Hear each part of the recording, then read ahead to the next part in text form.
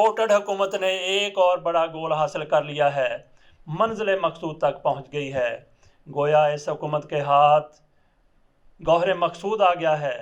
گوہر مقصود ہی کیا، گدڑ سنگی سے مل گئی ہے، اللہ دین کے چراغ تک رسائی حاصل کر لی ہے، اللہ دین کا چراغ اس کے ہاتھ لگ گیا ہے۔ ایک دم سے اب سارے دلدر دور ہو جائیں گے، ادھر چراغ رگڑو ادھر سارے مسئلے حل ہو گئے، ساری مشکلات ختم ہو گئیں، پریشانیوں کا نام و نشان نہ رہا، قوم گویا نیا جنم لیتی ہوئی نظر آ رہی ہے، سیلاب زدگان شانت اور غربت افلاس مہنگائی کا خاتمہ ہونے کو ہے۔ حکومت نے پورا زور لگا کر ساری توانائیاں بروئے کار لا کر شہباز گل کی ضمانت نہیں ہونے دی۔ شہباز گل کی ضمانت کی درخواست جج صاحب کی طرف سے مسترد کر دی گئی۔ شہباز گل کا جیل میں گزرا ہر لمحہ، ہر ثانیہ، ہر سیکنڈ حکومت کی کارکردگی کو چار چاند لگا رہا ہے۔ چار چار کر کے یہ چاند 8 ہوئے، پھر 16 ہوئے، 64 ہوئے اور اس سے بڑھ کر ان چاندوں کی تعداد ہزاروں تک پہنچ گئی ہے۔ ڈسٹرکٹ اینڈ سیشن جج ظفر اقبال صاحب نے تاریخی فیصلہ سنا دیا۔ تاریخ اس فیصلے پر تا دیر قیامت تک فخر کرتی رہے گی۔ سنہری الفاظ میں لکھا جانے والا یہ فیصلہ کچھ اس طرح سے ہے۔ ملزم شہباز گل سیکشن 131 کے تحت جرم کا مرتکب ہوا ہے، اس کے خلاف ریکارڈ پر ٹھوس ثبوت موجود ہیں، لہٰذا ضمانت کینسل کی جاتی ہے۔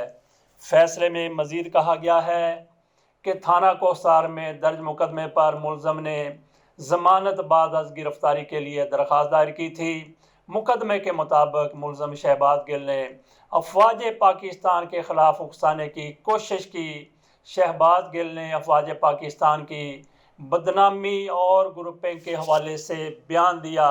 ناظرین یہاں تھوڑا توقف کیجئے، آپ بھی سوچئے کہ شہباز گل نے گروپنگ کے حوالے سے جو بیان دیا تھا اس کے بعد فوج میں کتنے گروپ بن گئے ہیں۔ 8 صفحات پر مشتمل تحریری فیصلے میں مزید کہا گیا ہے کہ وکیل ملزم برہان معظم نے ملزم کی جانب سے غیر مشروط معافی مانگ لی۔ وکیل ملزم کے مطابق شہباز گل کا بیان توڑ مروڑ کر پیش کیا گیا۔ وکیل ملزم کے مطابق شہباز گل کو سیاسی انتقام اور ٹارچر کا نشانہ بنایا گیا۔ ناظرین یہاں پھر تھوڑا توقف کیجئے، سوچئے کہ شہباز گل کا وکیل کہہ رہا ہے کہ اس نے معافی مانگ لی ہے، لیکن ان کو ایسے جرم کی کیسے معافی دی جا سکتی ہے جس سے پاکستان کا بیڑا غرق ہو گیا ہے؟ پاکستان کسی کو منہ دکھانے کے قابل نہیں رہا۔ جج ظفر اقبال صاحب کی جانب سے جاری تحریری فیصلے میں مزید کہا گیا ہے کہ وکیل ملزم کے مطابق تفتیشی افسر نے ملزم شہباز گل کے خلاف کوئی شواہد اکٹھے نہیں کیے۔ کیس کی مزید تفتیش کی جا سکتی ہے، لیکن پولیس کو ملزم درکار نہیں ہے۔ جب پولیس کو ملزم درکار نہیں ہے تو کیا ملزم پھر جیل کو درکار ہے؟ ملزم پھر کس کو درکار ہے؟ جج صاحب نے یہ بتانے کی زحمت نہیں کی۔ پراسیکیوٹر کے مطابق فیصلے میں کہا گیا ہے کہ ملزم بیپر پر دیے گئے بیان سے انکاری نہیں ہوا۔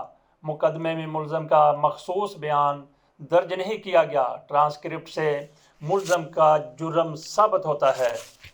اگر جرم ثابت ہوتا ہے تو پھر ان کو سزا دینے میں کیا امر مانے تھا؟ سزا سنا دی جاتی۔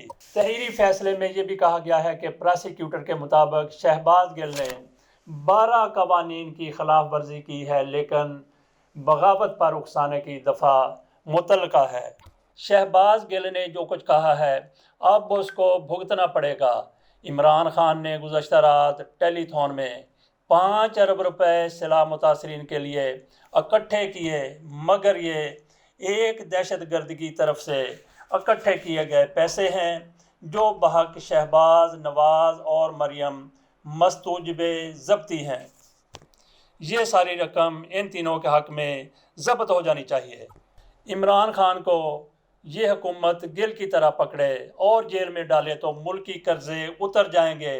شوکت ترین کو پکڑیں، اس نے IMF کو شہ دی ہے۔ شوکت ترین نے IMF کو شہ دے کر پاکستانی حکمرانوں کی غیرت اور ضمیر کو جگانے کی کوشش کی ہے۔